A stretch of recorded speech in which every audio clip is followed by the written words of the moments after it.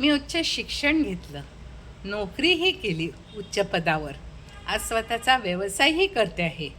बोर्डरूममध्ये इतर डायरेक्टर्सबरोबर बसून महत्त्वाच्या विषयांवर चर्चा करते. स्वतंत्र विचार करते, स्वतंत्र निर्णय घेते. हे सगळं आज माझ्यासाठी अगदी सहज, स्वाभाविक आहे. पण एक दिवस मी स्वतःलाच एक प्रश्न विचारला, हे खरंच इतकं स्वाभाविक होतं का?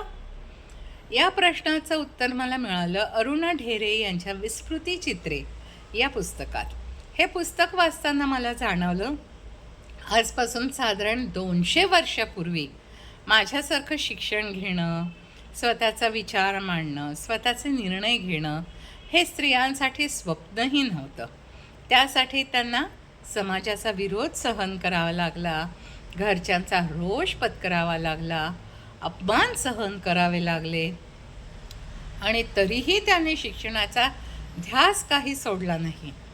आज मी जिथे उभी आहे तिथपर्यंतचा रस्ता मी तयार केलेला नाही, तो माझ्या आधी अनेक ज्ञात अज्ञात स्त्रियांनी आपल्या धैर्याने, त्यागाने आणि संघर्षाने तयार केला आहे.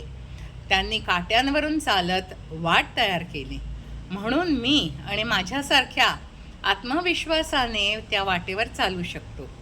विस्मृती चित्रेने मला इतिहास शिकवला नाही, त्याने मला कृतज्ञता शिकवली, रूढी व्हायला शिकवले.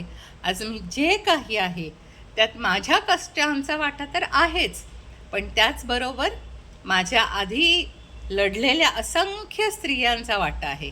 आज त्या सर्व ज्ञात अज्ञात स्त्रियांना मनपूर्वक प्रणाम आणि मी त्यांची ऋणी आहे. धन्यवाद.